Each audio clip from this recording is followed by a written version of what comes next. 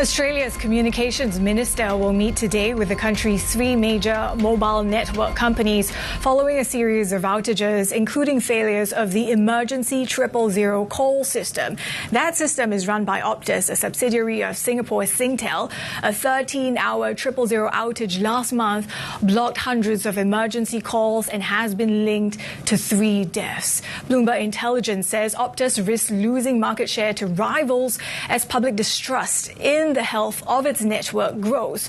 Joining us now from Melbourne is Helen, Senior Law Lecturer at Swinburne University. Really good to have you with us.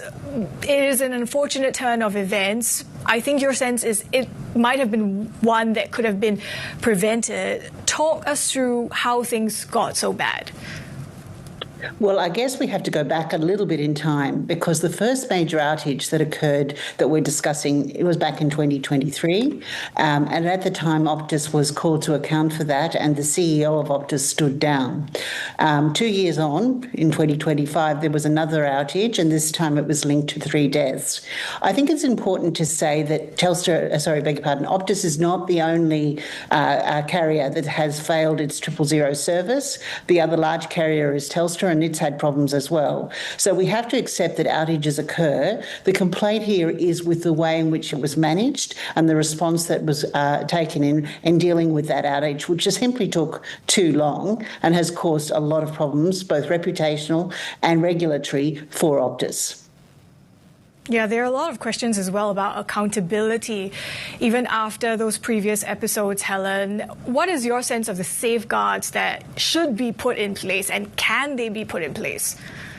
Well, I like to sort of say regulation of this field, which is telecommunications, has what we call carrots and sticks.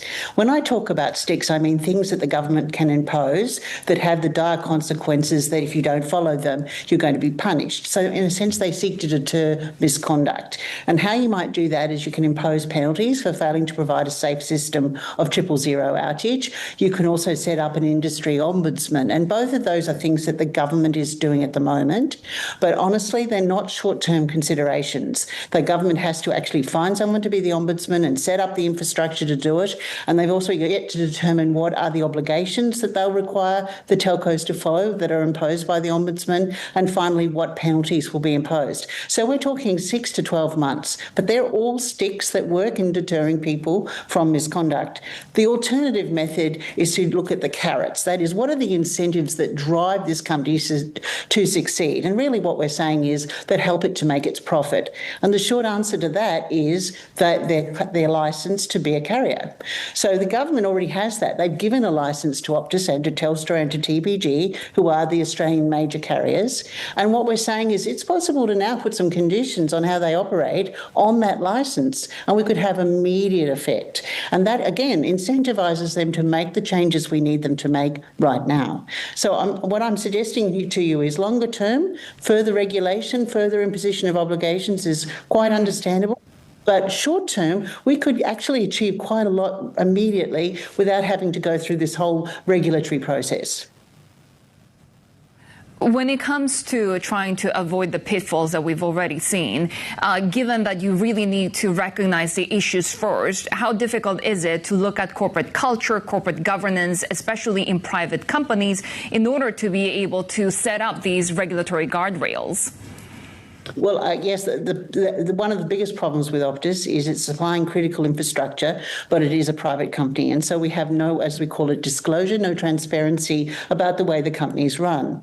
Now, I believe that in about May 2024, Singtel announced that it would devolve most of the responsibility for running Optus to a board in Australia. And that board was set up with what we call independent directors to make it more accountable. But unfortunately, there's no detail under that. So when you go to the website, when you go to look at Optus documents, you can't work out how it manages the corporation, what's its organisational structure, how it manages its risks. And when we're talking about governance and culture, we need to see that steps are in place to make sure these things are taken seriously. None of that is publicly available.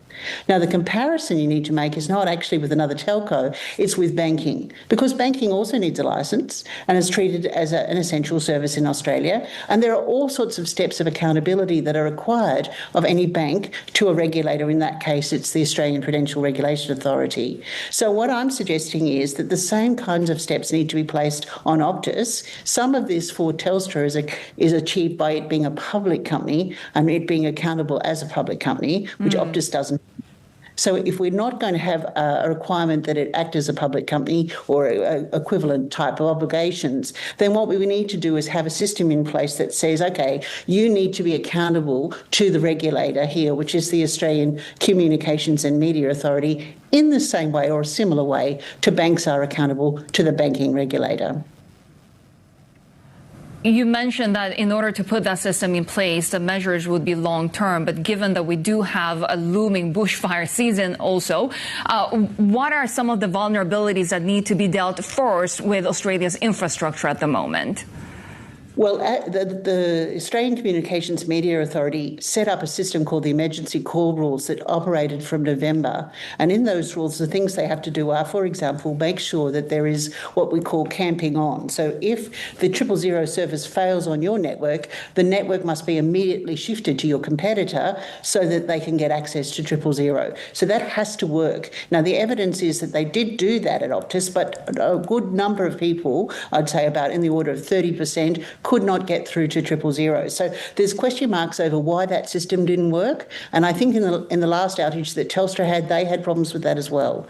But in addition to that, there's very important communication obligations. You have to let the government know immediately. You have to tell the emergency services themselves who it is that's been trying to call. We talk about welfare checks where we check on patients who were trying to get through, but it's more important to let the emergency services know who it is exactly that missed being able to call you. So it's those real-time results that have been already set by the government through its emergency call rules procedures. We need to make sure that Telstra is Optus is attending to those requirements. And at the moment, we don't know. Now, in fairness to Optus, they are conducting an inquiry to find out what happened and why those things failed. But the truth of the matter is that that's their own inquiry, which they're funding. So the government itself needs independently to be sure that these steps have been taken. And that's why ACMA, the regulator, needs to come in and really take a hard look at these issues. Helen, thank you for helping us to unpack, I think, what some of these recommendations and fixes that are required should look like. Helen, really great to chat.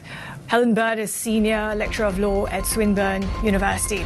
Now, we have more on Australia ahead every Tuesday at 11:40 a.m. if you're watching in Sydney, 8:40 a.m. in Hong Kong.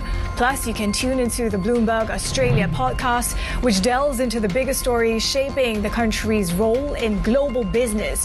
Find it on Apple, Spotify, or Bloomberg.com.